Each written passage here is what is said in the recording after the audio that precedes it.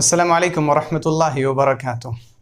بہت دنوں سے ہم گفتگو کر رہے ہیں کہ وہ اعمال کیا ہیں جو انسان کو جنت میں لے جا سکیں اور جہنم سے بچا سکیں، اور اس سلسلے میں ہم نے بہت سارے اعمال پیش بھی کیے، ہم نے بہت سے اعمال سیکھے، اور اب ہم ان اعمال پر اترنے کی کوشش کر رہے ہیں۔ اللہ رب العزت ہم سب کو جنت میں داخلہ نصیب فرمائے۔ سوال یہ ہے کہ جنت کیسی ہے؟ جنت میں کیا کیا نعمتیں ہیں؟ جنت جس کا ہم کھلی آنکھوں سے خواب دیکھا کرتے ہیں، جنت جو ہماری خواہشوں کا مرکز، جنت جو ہماری تمام تمناؤں اور آرزوؤں کی انتہا، جنت جس میں ہم سب داخل ہونا چاہتے ہیں، وہ جنت آخر کیسی ہے؟ آئیں ہم جنت کا ایک نمونہ دیکھتے ہیں۔ صحیح مسلم میں روایت ہے کہ پیغمبر صلی اللہ علیہ وآلہ وسلم نے فرمایا کہ ایک ایسے شخص کو لایا جائے گا جس نے دنیا میں خوب نعمتوں میں زندگی بسر کی، اس نے دنیا میں ہر طرح کا عیش دیکھا، ہر طرح کا آرام دیکھا، اس نے دنیا میں دولت دیکھی، عزت دیکھی، شہرت، جاہ، مرتبہ، اچھی اچھی کھانے پینے کی چیزیں، بہترین رہائش، یعنی اس نے دنیا کی تمام نعمتوں کا مزہ لیا۔ ایسے شخص کو لایا جائے گا اور پھر جہنم میں اسے ایک مرتبہ ڈبویا جائے گا، ایک غوطہ اسے جہنم میں دیا جائے گا، پھر باہر نکالا جائے گا اور اس سے پوچھا جائے گا، کیا تم نے کبھی کوئی نعمت دیکھی ہے؟ کیا تم نے کبھی کوئی آرام دیکھا ہے؟ کیا تم نے کبھی کوئی راحت دیکھی ہے؟ وہ کہے گا، خدا کی قسم میں نے کبھی بھی کوئی راحت نہیں دیکھی، خدا کی قسم میں نے کبھی کوئی آرام نہیں دیکھا۔ پھر اس کے بعد ایک ایسے شخص کو لایا جائے گا جس نے دنیا میں فقر و فاقہ کی زندگی بسر کی، جس نے کبھی پیٹ بھر کر کھانا کھایا تو کبھی آدھے پیٹ کھانا کھایا، کبھی بھوکا ہی سو گیا، جس کے کپڑے پھٹے پرانے ہوا کرتے تھے، جس کے پاؤں میں اکثر پہننے کے لیے چپل نہیں ہوا کرتی تھی، جو ننگے سر رہا کرتا تھا، جسے آرام کا اور راحت کا پتہ ہی نہیں۔ اس نے دنیا میں صرف مشقت ہی مشقت دیکھی، اس نے دنیا میں صرف تکلیف ہی تکلیف دیکھی، اسے صرف آزمائشوں سے ہی گزرنا پڑا۔ اسے لایا جائے گا اور پھر اسے ایک مرتبہ جنت میں غوطہ دیا جائے گا، یعنی اسے ایک بار جنت میں ڈال کر پھر باہر نکال دیا جائے گا۔ پھر اس سے پوچھا جائے گا، کیا تم نے کبھی کوئی تنگی دیکھی ہے؟ کیا تم نے کبھی کوئی سختی دیکھی؟ تم نے کبھی کوئی پریشانی اور مصیبت دیکھی؟ وہ کہے گا، نہیں، خدا کی قسم میں نے آرام کے سوا تو کچھ دیکھا ہی نہیں ہے، میں نے نعمت اور راحت کے سوا کچھ پایا ہی نہیں ہے۔ یعنی جنت کے اندر صرف ایک بار کے غوطے میں وہ دنیا کی تمام طرح کی مشقتوں اور پریشانیوں کو بھول جائے گا، اور پہلا شخص جس نے دنیا میں نعمتوں کے اندر گھر کر زندگی بسر کی، وہ صرف جہنم میں ایک بار کے غوطے سے دنیا کے سارے آرام کو بھول جائے گا۔ اب آپ جنت کا تصور کیجئے کہ جنت کہ ایک شخص پوری زندگی مشقت میں، تکلیف میں، مصیبت میں، آزمائش میں، بلاؤں میں، فقر و فاقہ میں، تنگ دستی میں، کبھی مال میں کمی، کبھی اولاد میں نقصان، کبھی بھوک، کبھی خوف، وہ ہر طرح کی آزمائشوں میں گھرا رہا کرتا تھا، لیکن صرف ایک بار جنت میں کیا داخل ہوا کہ وہ اپنی تمام پریشانیاں، تمام مصیبتیں، تمام غم، تمام فکر، تمام رنج، تمام الم، تمام درد، سب کچھ بھول گیا صرف ایک بار کے داخل ہونے میں۔ اللہ تعالیٰ نے جنت میں کیا کچھ تیار کر رکھا ہے، اللہ تعالیٰ خود کہتا ہے، اعددت لعباد الصالحین ما لا عین رأت ولا اذن سمعت ولا خطر على قلب بشر۔ میں نے اپنے نیک بندوں کے لیے وہ چیزیں تیار کر رکھی ہیں جو نہ کسی آنکھ نے دیکھا، نہ کسی کان نے سنا، نہ کسی دل پر اس کا خیال بھی گزرا۔ ہم وہ چیزیں سوچ ہی نہیں سکتے جو کچھ ہمیں جنت میں ملے گا۔ ہم ان چیزوں کو اپنے تصور میں بھی نہیں لا سکتے کہ اللہ تعالیٰ نے ہمارے لیے کیا کیا تیار کر رکھا ہے۔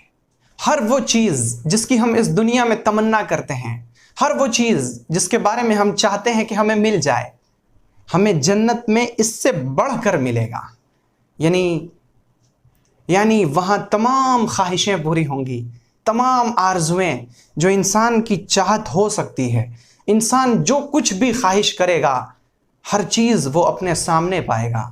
دراصل اللہ تعالیٰ نے جنت کو اپنے ہاتھوں پر تیار کیا، پھر عرش کو اس کی چھت بنایا، پھر اللہ نے اپنی جنت کو اپنی رضامندی سے، اپنی رحمت سے اور اپنی مغفرت سے بھر دیا، اور اس میں نعمتوں کو، آرائشوں کو، آسائشوں کو آراستہ اور پیراستہ کر دیا، اور اللہ نے جنت میں داخل ہونے کو بڑی کامیابی قرار دیا۔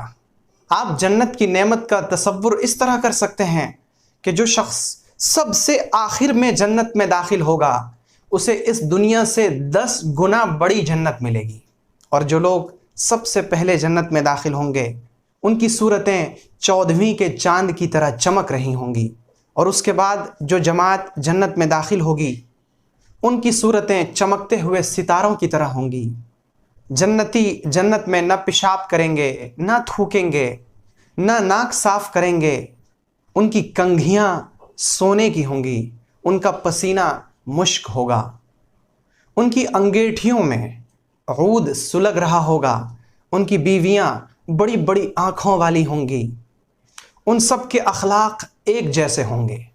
یہ جنت اور جنت کی نعمت کی وہ صفت ہے جو پیغمبر صلی اللہ علیہ وآلہ وسلم نے بیان فرمائی ہے۔ اور صرف اتنا ہی نہیں کہ جنت میں ہمیں بہت ساری نعمتیں ملیں گی، بلکہ سب سے بڑھ کر ہمیں اللہ کی رضا حاصل ہوگی، اللہ کی خوشی حاصل ہوگی۔ اللہ تعالیٰ تمام لوگوں کے جنت میں داخل ہونے کے بعد اعلان کر دے گا کہ اب میں تم سے راضی ہوں، میں تم سے کبھی ناراض نہیں ہوں گا، میں تم سے خوش ہوں، میں تم سے کبھی ناخوش نہیں ہوں گا۔ اور اس سے بھی بڑی چیز کہ ہم اللہ کو دیکھیں گے، ہم اپنے رب کو دیکھیں گے، اس رب کو جس نے ہمیں پیدا کیا، جس نے ہمارے عضو کو صحیح سالم بنایا، جس نے ہمیں عقل دی، جس نے ہمیں ایمان کی دولت سے مالا مال کیا۔ ہم اپنے اس رب کو دیکھیں گے۔ پیغمبر صلی اللہ علیہ وآلہ وسلم نے فرمایا، اس وقت جب صحابہ کرام چاند کو دیکھ رہے تھے، آپ نے فرمایا کہ تم اپنے رب کو اسی طرح دیکھو گے جس طرح تم اس چاند کو دیکھ رہے ہو، کہ اسے دیکھنے میں تم کسی قسم کی تکلیف محسوس نہیں کرتے کہ تم ایک دوسرے سے کہو کہ مجھے دیکھنے دو، تم پیچھے ہٹو، میں دیکھ لوں، میں آگے بڑھ جاؤں۔ جس طرح تم میں سے ہر شخص اس چاند کو آسانی سے دیکھ سک رہا ہے، اسی طرح تم اپنے رب کو دیکھو گے۔